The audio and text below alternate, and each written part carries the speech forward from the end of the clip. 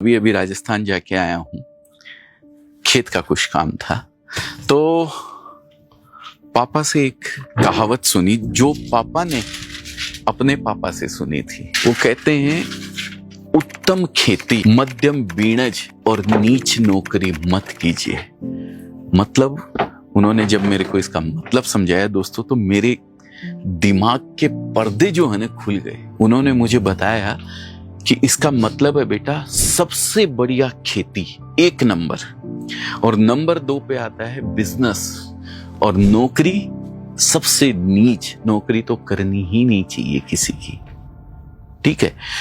जब मैंने इस चीज को सुना तो मुझे यहाँ के यूथ जो हैं, हमारे यूथ जो स्पेशली बाहर जा जाके एजुकेशन लेके आते हैं और फिर नौकरी करते हैं, एक बढ़िया MBA 12,000, 15,000, 20,000 की नौकरी करता है। हमारे बिहार यूपी वाले भाई बहन तो नौकरी, सरकारी नौकरी मेरे को मिल जाए बस किसी भी तरीके से, तो मेरी जिंदगी बढ़िया से गुजर जाएगी। आज का यूथ शर्म करता है अपने पिताजी या अपने वंशजों के दिए हुए बिजनेस को आगे बढ़ाने में। लेकिन अपने बिजनेस को आज मैं देखता हूँ लोगों को, अपने पिताजी की छोटी सी कपड़े की दुकान है और उस कपड़े की दुकान पे बैठने में उनको शर्म आती है। क्यों भाई?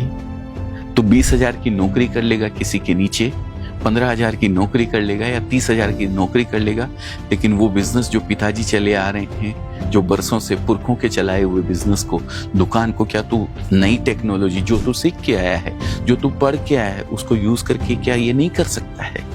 अगर तेरे जैसे ही अजीम प्रेम जी ने सोचा होता तो शायद आज इतनी बड़ी विप्रो कंपनी नहीं होती। पता है आपको अजीम प्रेम जी का किस्सा? अजीम प्रेम जी के पिताजी की चक्की की दुकान थी, और जब अजीम प्रेम जी पढ़ के आए बाहर से, तो उसी चक्की की दुकान से जहां पे आटा पीसा जाता था, एक FMCG कंपनी अपने पिताजी के साथ मिलकर उन्होंने खड़ी कर दी थी। और उसी FMCG कंपनी के बाद उन्होंने अपने आप को IT में कन्वर्ट किया, और विप्रो ऐसा नाम जो आज बच्चे बच्चे की जवान के ऊपर रहता है। सर, IT का नाम लिया जाए तो विप्रो का नाम नहीं आए, ऐसा तो हो भी नहीं सकता है।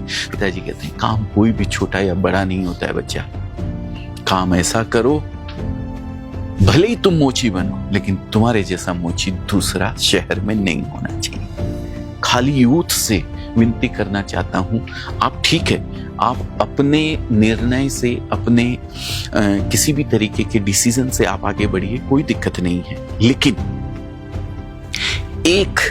एक चांसेस आपके पुरखों का जो बिजनेस चला हुआ है, चाहे वो कपड़े की दुकान हो, चाहे वो किराना की दुकान हो, या किसी भी तरीके की दुकान हो, उसको अपनी नई सोच के साथ मिलकर आगे बढ़ाने का प्रयास कीजिए। नौकरी करना मजबूरी हो सकती है, लेकिन नौकरी जिंदगी भर करते ही रहना या नौकरी की मानसिकता से नौकरी करना, ये मजबूरी नहीं हो सकती है दोस्तों।